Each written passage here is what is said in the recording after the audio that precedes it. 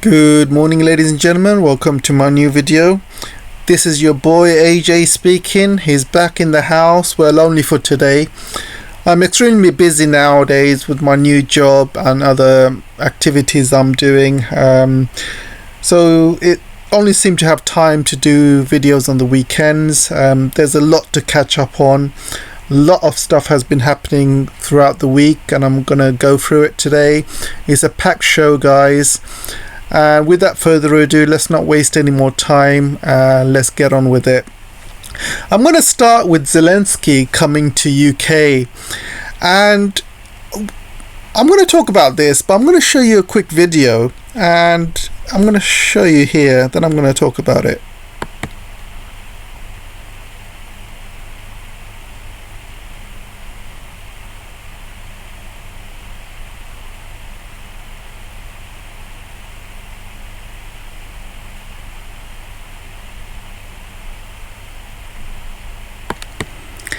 So can you guys see what's wrong with this video? First of all, there's a couple of things, right?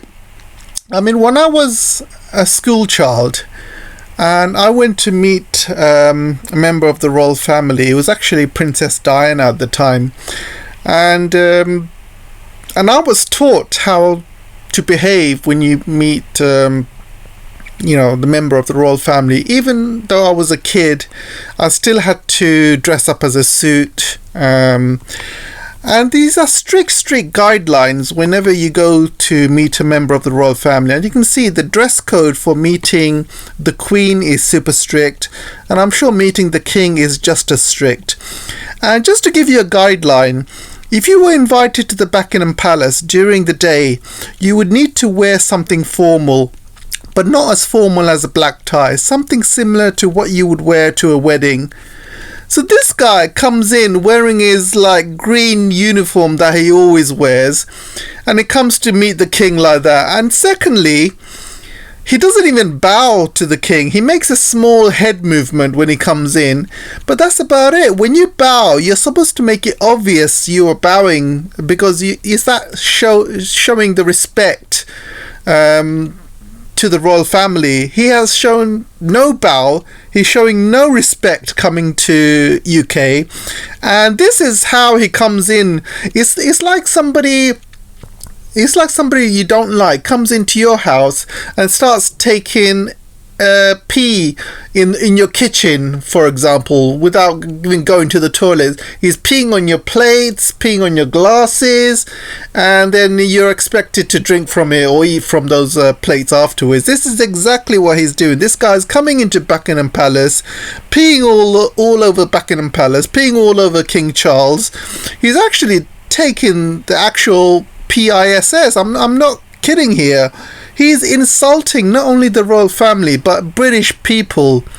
He feels that he can come in here, do whatever the hell he wants, wear whatever the hell he wants, meet the King, not even give him any respect, not even bow, and the British people are loving it up. The media is loving it up. This guy is such a king. He can come here, insult the King, insult Britain, and he can do whatever hell he wants, and the media will not say anything about it.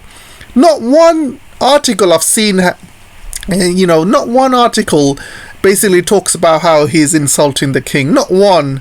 They're all just loving it up. Secondly, who the hell is paying for his flight to UK? What the hell is he doing in UK? So I'll tell you why. So with all of these tank fiascos that was going on the last couple of weeks, if you can remember, it was Britain who instigated it. Britain was the first country who said that we're going to send our tanks to Ukraine. Then there was pressure on the rest of Europe. Then there was pressure on Germany, and there was a lot of pressure on Scholz, and then Scholz gave in to the pressure and said, "Okay, we'll give 100 tanks. We'll allow other European countries to send their tanks as well." And so Zelensky thought, "Oh, that's good. Britain is the instigator. So I'll tell you what, I'm going to come into Britain and I'm going to ask for jets. And if Britain starts sending jets, then the rest of the other countries will start sending jets as well. So this is how he feels. He feels he can come here, get Britain to start sending gifts to Ukraine, and the rest of Europe will follow. And you can see here, Sunak says nothing off the table as Zelensky asks for jets. So you can see here how stupid, Sunak is. Oh, nothing's off the table. So Sunak basically met Zelensky in the airport, by the way. And doesn't Sunak have enough things to worry about than meeting Zelensky in the bloody airport? I mean, he's got an economy that's absolutely destroyed. Absolutely being destroyed at the moment. Even Russia has a better economy than us, and even IMF has said Russia will do better as an economy than UK, and that is with Russia being the most sanctioned country on earth at the moment. So this guy Rishi meets Zelensky in the airport. I mean, London is a very big place. To get to the airport takes about at least an hour or two. Then you got to sit and wait around in the airport and wait until Zelensky lands. Then he's got to get off the plane and stuff. There's a lot of waiting around before meeting someone in the airport. So it's almost like Sunak's got nothing better to do than to meet Zelensky in the airport. I mean, come on, guys. There's strikes going on all over UK. UK is an absolute shambles. Isn't it busy enough trying to fix things, but rather than meeting Zelensky? And, I won't even start on Zelensky. I mean, there's a war going on in Ukraine at the moment, if anyone hasn't noticed. So Zelensky's got time to fly around all over the UK, meet the king, forget about the war that's going on in Ukraine. I'm here to have a bit of a holiday. Then he goes to Brussels. I mean, come on. What the hell is going on here? So another thing that's come out of this meeting, Britain could produce weapons in Ukraine. So talk about escalating things a bit further. Less I talk about this, the better. I mean, Britain is taking step by step, escalating things further and further and further, and it's going to come to a real end very soon, and it's going to end very badly for Britain. I mean, with all of the stuff that's going on with the economy, they have time to escalate things in Ukraine. I just can't believe how dumb politicians are. But I tell you what, I've lost a lot of respect for Mr. Sorry, I was going to call him King Charles, but I don't even think he is not my king. He's lost a lot of my respect by meeting Zelensky. I mean, the king himself is not very popular in UK at the moment. Nobody really likes him. People want him out. People think he's basically just there to squeeze money out of the UK. People don't want the royal family anymore. People want the royal family to be out. It's enough time. These guys are basically rinsing enough of our money. I think it's time for them to, just get rid of the royal family, because what good are they? Meeting Zelensky, I mean, come on, does he not have a brain? Does he not think what the hell's going on here? He's meeting somebody, he's meeting an NAZI. Yeah, and you know what, I've lost a lot of respect for our king. He's not really my king, to be honest, and I think the sooner he gets out, the better. So I want to talk a bit about this balloon fiasco, and I just found the whole story just absolutely hilarious. And not only that, I mean, this story just came out today. US and Canada military shoot down new unidentified object. They're not even saying what this object is. They're not even saying it's coming from China. So basically, any weather balloon, whether it's coming from the US, whether it's coming from the Canadians, they're just going to shoot it down, because these weather balloons, they do not have a big sign on the front of their balloon saying this is from China, or they don't have a flag of China in it. Weather balloon is a weather balloon. If it looks like a weather balloon, it's a weather balloon, and you don't know where it's coming from. It could be United States weather balloon. They don't care. They'll just shoot it down. Basically, I don't even think that weather balloon flying across the United States was a Chinese weather balloon. I think the Chinese were just, I think they were, it's absolutely hilarious. I just think they were just trolling the United States. They were saying, yeah, it's our weather balloon. And they just wanted to see what the United States do. And they just fell right into their trap. And they made themselves look like idiots. They bloody shot down this weather balloon with a 400,000 pound missile, and it just beggars belief. And the Chinese would love to kind of troll the Americans, basically saying that, yeah, this is our weather balloon. Look at us, we're flying over United States. Let that be a warning to you. And the American. The American leadership, Biden and the rest of them, they just fell into the trap. I mean, that weather balloon could have been a US weather balloon. Who knows? And the Chinese just said, yeah, it's our weather balloon. It fell off course. They caused mass hysteria. The fact that the Chinese are, they are brazen enough to fly a weather balloon across the United States. How dare they? How dare they fly over our airspace? But come on, this whole fiasco is a joke. First of all, they let this weather balloon fly over Alaska, then flew all the way across Canada, and then it was flying all the way across the United States. If that was a danger to anyone, that weather balloon would have been shot down as soon as it entered Alaska. Weather balloons fly across the United States all the time. There was times when weather balloons were flying throughout Trump's time as well. And there's stories that fact that the defense minister at the time didn't even bother to tell Trump because he didn't think it was such a big threat. So I just think the whole thing was a fiasco. Now they're shooting down any old weather balloon they can see in the sky. I just think it's absolutely hilarious. Anything floating in the sky now is just not safe. It's just going to be shot down by the F-22 with their 400,000 pound missile. I just think the whole thing is absolutely ridiculous. So then you got Blinken postponing his trip to China. Postpone is probably the wrong word, even though they say he's postponed. I just don't think he's gonna come to China, because first of all, the Chinese don't even want him there. Everyone remembers, like it was yesterday, when Blinken was in Alaska, and he was basically trying to talk down to the Chinese at the Alaskan summit. This was like a couple of years ago, and the Chinese basically bit back to Blinken. They fought back, and I made a video about that a long time ago, and I just remember it like it was yesterday, and the Chinese will remember it as well like it was yesterday. And Blinken does not want to go to China, into the dragon's den as they call it, because he's just gonna get more grilled. They're gonna sit him down, and they're gonna basically corner him, and they're gonna say, What is all of these chip sanctions about? Hey, Blinken, huh? What are you guys playing at?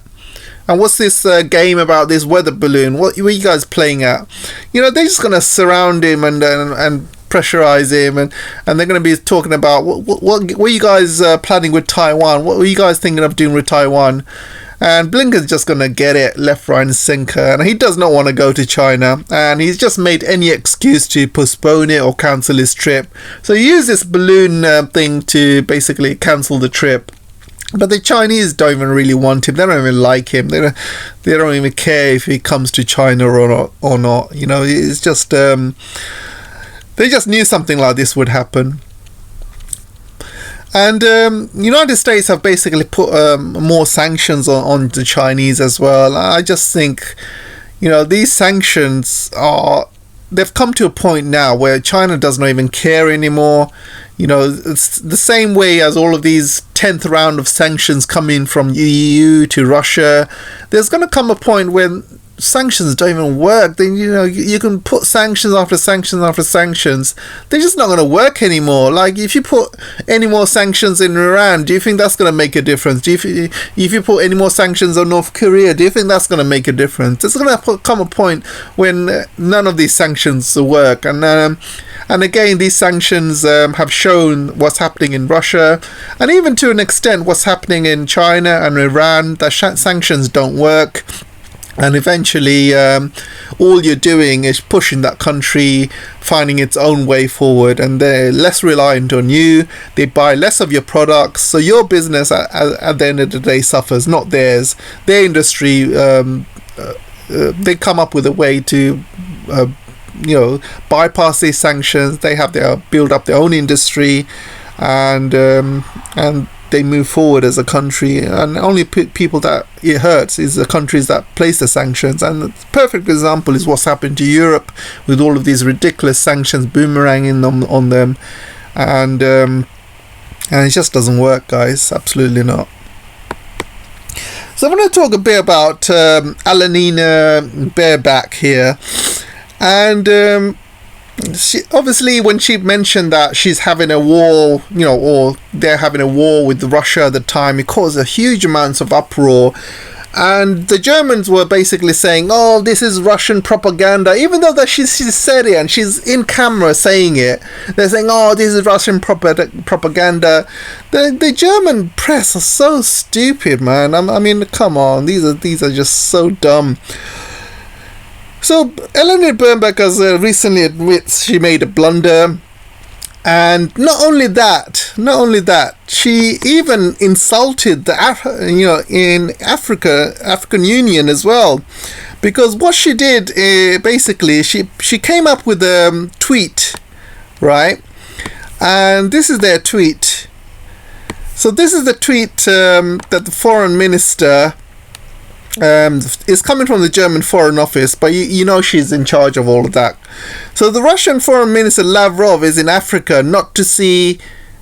She put basically an animal sign in there, and basically this is an insult to Africa. They think that Africa is basically they're not humans. People go to Africa just to see the animals. The Africans are not civilized, and he's just insulted the Africans so much. And you can see they had to apologize to the Africans because of it.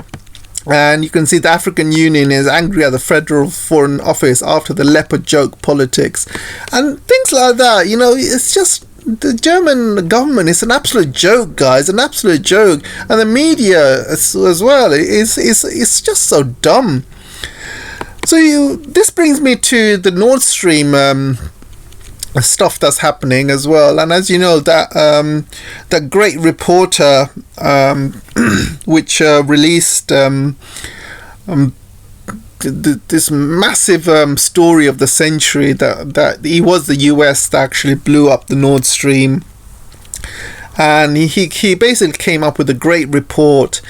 And the fact is, all of the media around the world is silent about it. Absolutely silent about it. You won't see this story anywhere in the British media. You won't see it anywhere in like Fox News or anything like that.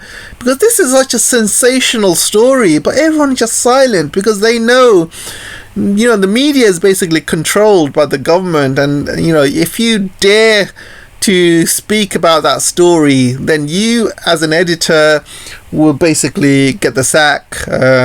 They will sanction you, they will put you in jail, whatever. They'll treat you like Assange. So newspapers and editors are really scared to talk about stories such as this. And you have to feel sorry for journalists working in these big organizations.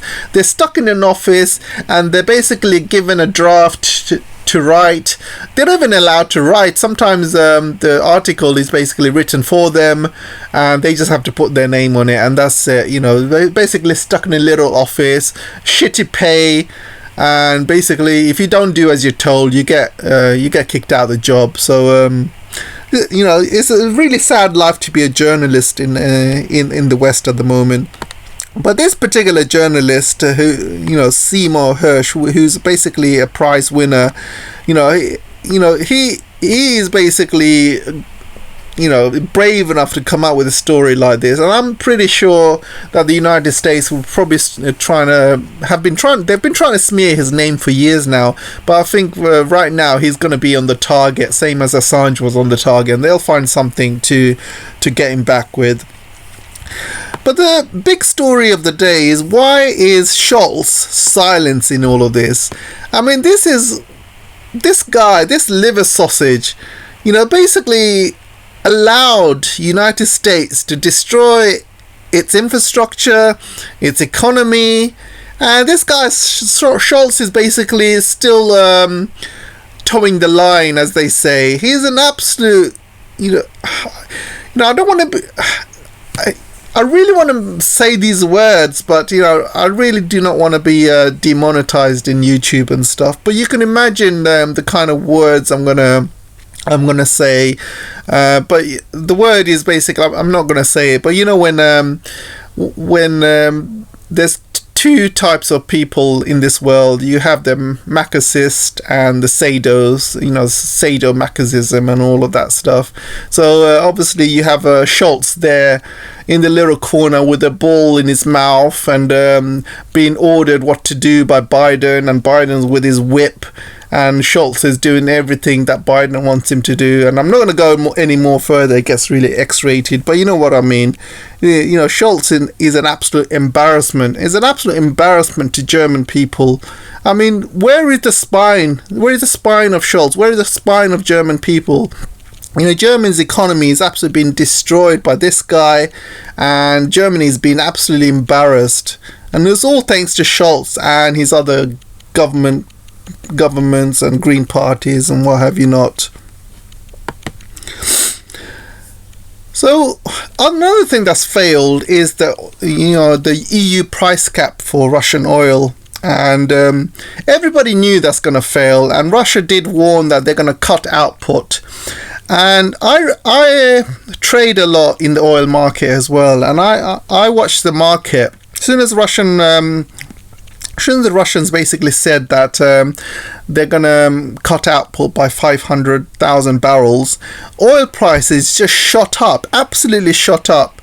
So I'll tell you something about the oil prices. Oil prices basically, as soon as China came out of COVID and opened up the economy, oil prices went up by from around $80 a barrel to around $85 a barrel within a week.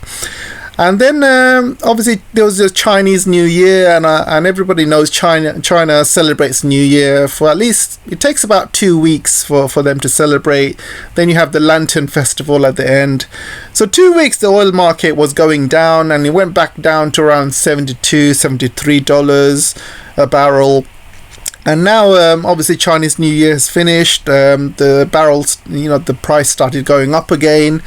And then I think it was last Friday, Thursday or Friday, when this story was announced, it just shot up. And right now, oil is trading near $79, $80 a barrel, and it's going to shoot up next week as well. So everybody knew that, Russia has a lot of ammunition, let's just say, to all of these sanctions. So whatever these EU members decide to do, Russia has always got an answer. So Russia is basically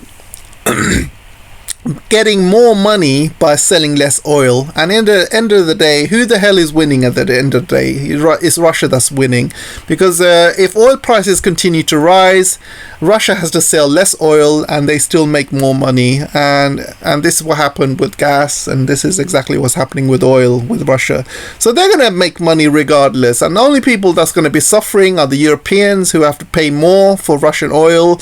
They're going to be buying it from India, from China, and it's just going to be repackaged, but it's still going to be Russian oil.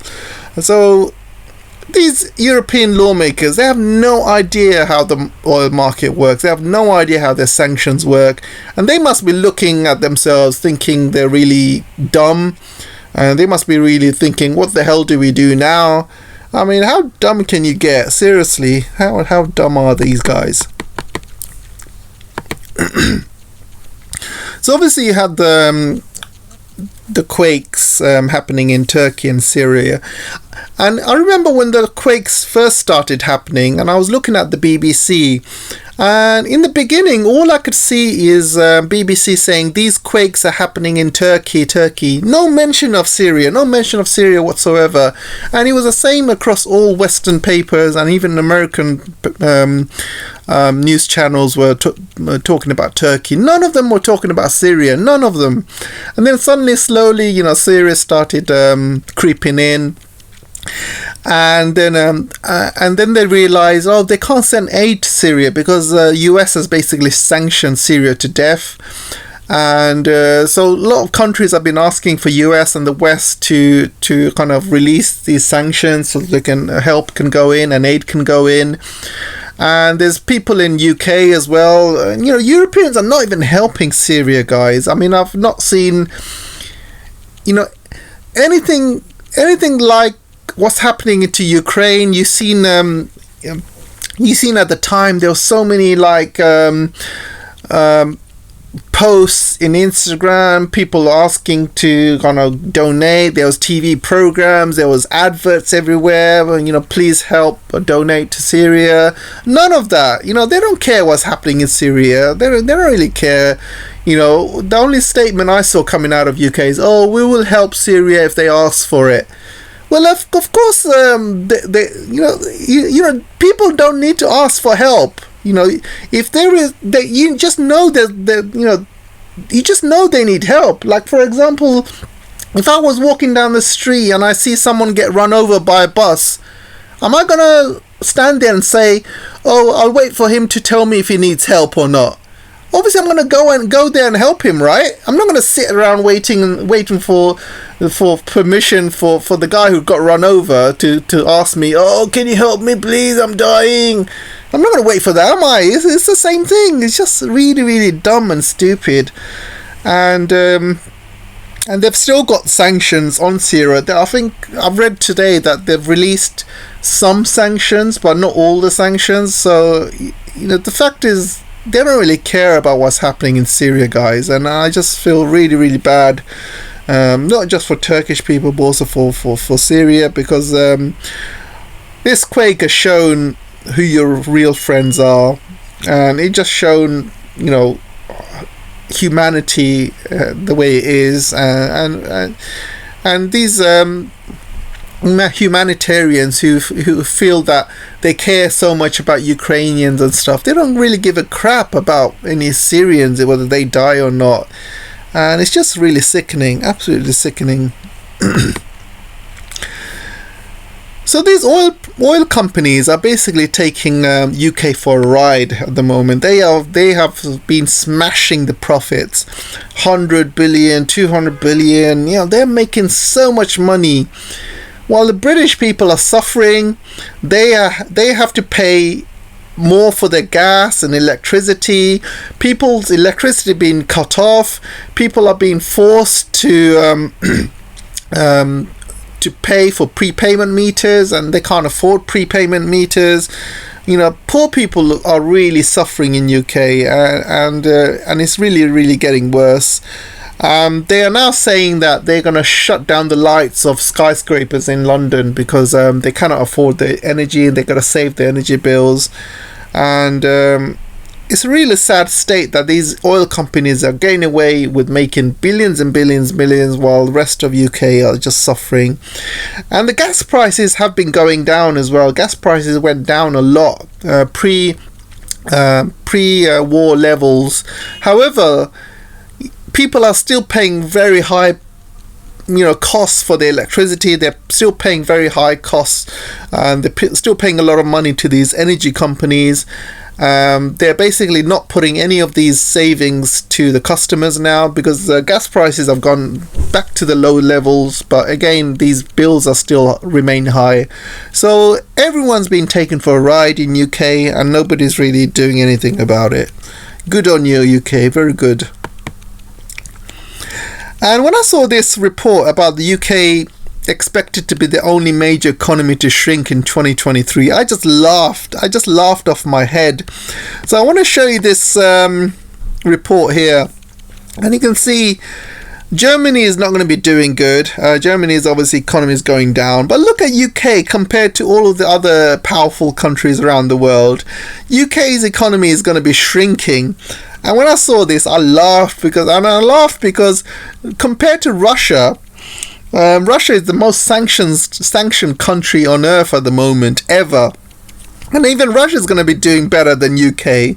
And I just found it absolutely hilarious. Another thing I find hilarious is China. So do you remember all of these articles coming out a few months ago? All these YouTubers and all of these papers are coming out saying China's going to crash, China's economy is going to crash, China's going to have a huge economic crash, blah, blah, blah. 100 days for China's economy to crash, 10 days for China's economy to crash. There was hundreds and hundreds of these stupid YouTubers and people who follow these dumb YouTubers and are jumping along with the bandwagon. Yeah, China's economy is gonna crash. Yeah, we're so happy. And now IMF is saying that China's economy is gonna be doing better than all of the Western economies. So where are these YouTubers now? Where are these articles now that China's economy is gonna crash? Where are they now? Are they silent? Do they not have anything to say anymore?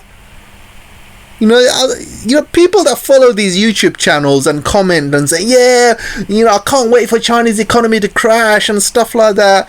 You guys are really, really dumb, aren't you? Really stupid. And these idiotic YouTubers which actually talk so much BS and bullshit and spread out so much dumb news and hate and fake news, they still have millions of subscribers. I just don't understand it.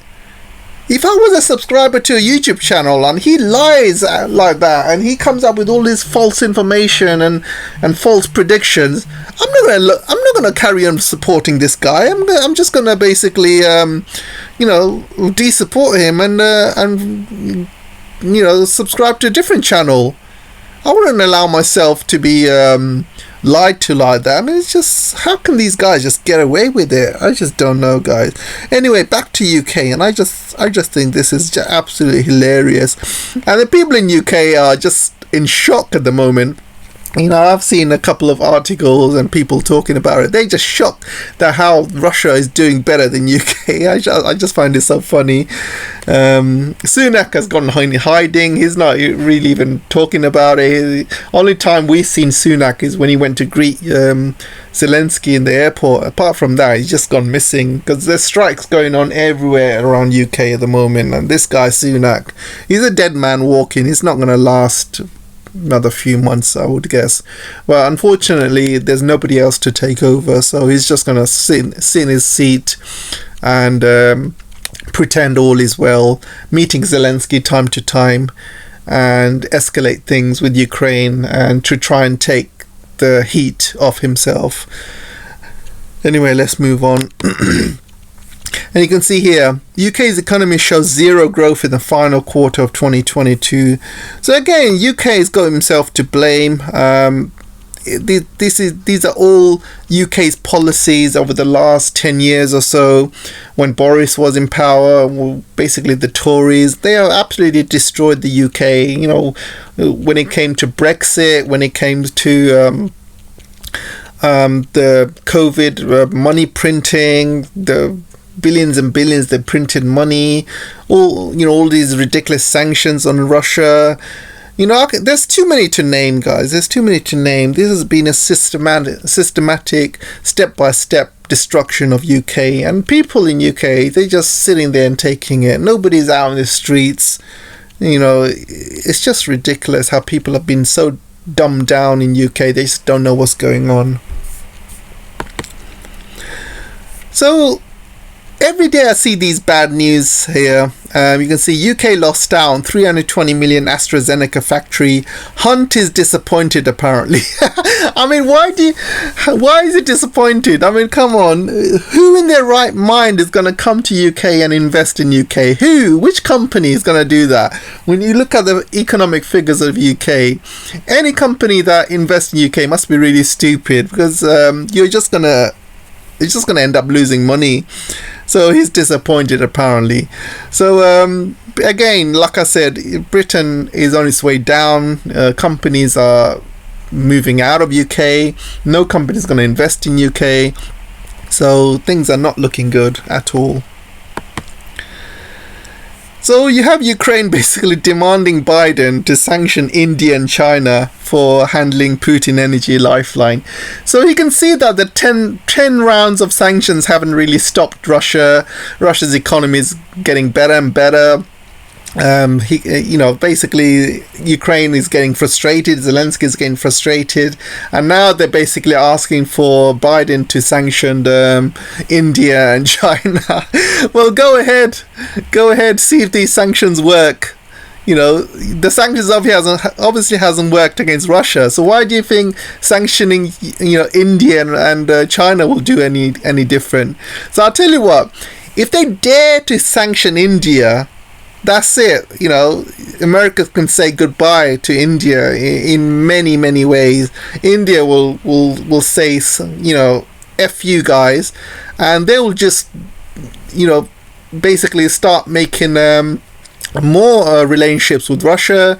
They will start building bridges with China, and all you're going to do with India is just pushing them more into the global south, pushing them more towards Chinese hands, pushing them more towards Russian hands, and that's just going to push India away from the West, and that's just going to be completely a disaster.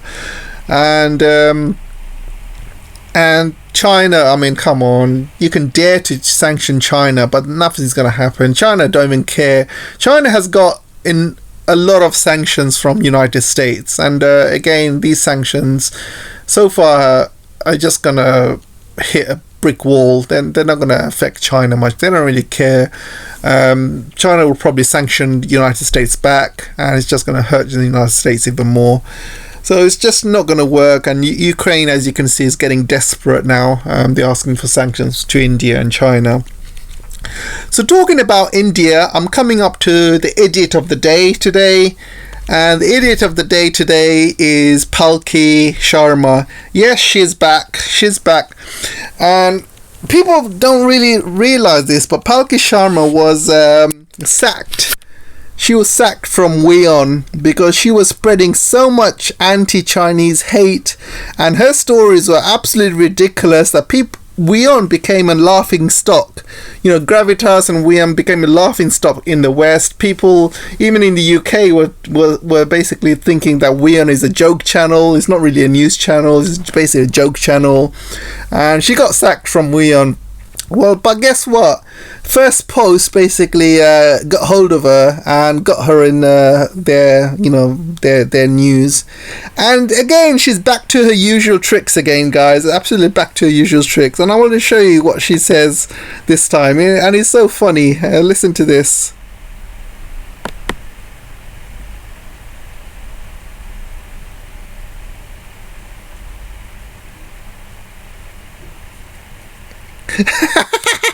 So can you see, basically, her all of her videos about China is basically just so anti-Chinese and so anti-Chinese, and she's completely against Pakistan as well, and you can see what she says here. Basically, she says that basically she doesn't love any of them, and basically they deserve each other. I mean, come on, her anti-Chinese rhetoric is never gonna stop, and it's just hilarious how she's continuing with First Post, and why First Post basically hired her, I just have no idea. And yeah, she's the idiot of the day. So thanks guys for listening to my podcast. Hope to see you all soon, and take care for now. Bye bye.